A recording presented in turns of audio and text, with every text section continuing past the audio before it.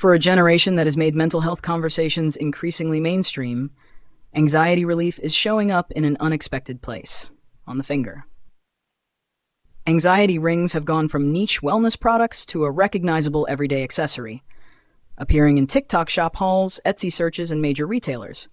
They look like conventional jewelry, but their real purpose is tactile. A spinning band, movable bead, or textured surface gives the wearer something to touch, roll, or rub when stress starts building.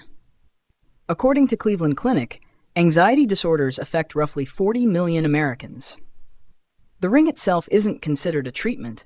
Instead, it functions as a distraction or grounding technique, giving restless hands something purposeful to do during moments of tension.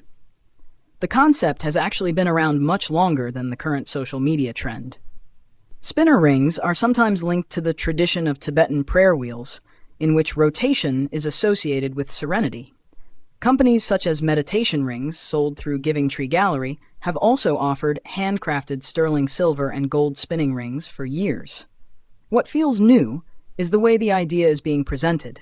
Instead of looking like a specialized meditation product, today's anxiety ring can pass as ordinary jewelry. That has made it particularly appealing to younger consumers who want something discreet enough to wear in a classroom, an office, or on public transportation. There is also a more practical reason the trend has gained attention. Body-focused repetitive behaviors, or BFRBs, include habits such as nail biting, cuticle picking, hair pulling, and skin picking. According to the TLC Skin Foundation, skin picking affects roughly 2% to 5% of the population at a level that can cause tissue damage or interfere with daily life.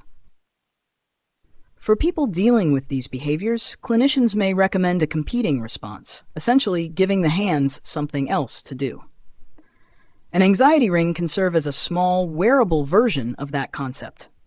That helps explain why Gen Z and younger millennials have become a major audience for these products.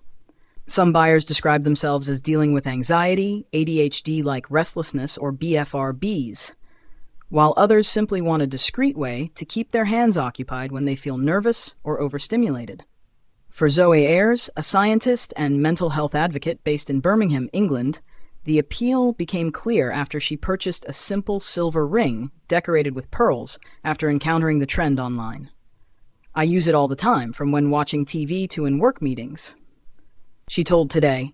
"It's not a cure for anxiety. It does, however, help to bring a moment of mindfulness if I feel stressed or anxious in a particular situation." For Ayers, the most important part isn't necessarily the jewelry itself, it's the purpose behind using it. The key to lowering anxiety through any device, be it a piece of jewelry or a fidget toy, is the intention of the user, she said. Clinical psychologist Monica Vermoney, author of A Deeper Wellness, offered a similar perspective to PureWow. She explained that people with anxiety disorders or attention issues who struggle to sit still may naturally fidget when they feel restless or nervous. Fidget objects, including anxiety rings, can give those movements an outlet and something to focus on, potentially supporting self-soothing. And for some people, the idea isn't entirely new. Only the object has changed. Manhattan marketing executive John Paul Buchmeyer said his habit of fidgeting began during his years in competitive debate. "As a champion debater in high school and college, I developed a habit of spinning my pen in one hand as a way to alleviate pressure. But when I got to the real world, I needed a less distracting substitute for spinning a pen in high-pressure meetings," he said. His solution came in the form of a spinning pinky ring he discovered at the John Hardy design shop in Bali. "That ring got me through some particularly stressful times." Now, the marketplace surrounding these rings is almost as varied as the people buying them. Etsy alone has more than 5,000 results for anxiety ring, with designs ranging from adjustable bead rings and multi-band spinners to affirmation-engraved pieces and waterproof stainless steel styles.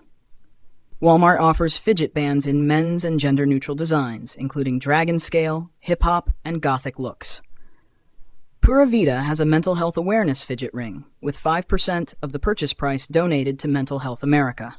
Its rotating band combines amethyst, celestine, green quartz, and rose quartz, turning a functional fidget accessory into a piece of cause-related jewelry. Anxie Ring, meanwhile, focuses on women looking for elegant, stackable pieces that can discreetly accommodate anxious habits without looking like a traditional fidget toy. That may be the real reason the anxiety ring has found traction. It takes something many people would normally try to hide, restless hands, repetitive movements, or the need for tactile stimulation, and turns it into an ordinary accessory. Still, clinicians emphasize an important distinction. An anxiety ring is a coping tool, not a substitute for professional treatment. Its appeal is much simpler. When anxiety or restlessness makes it difficult to sit still, having something small to spin, rub, or move can provide a physical outlet. And in a culture increasingly comfortable talking about mental health, that tiny piece of jewelry has become a remarkably visible way to manage an otherwise invisible feeling.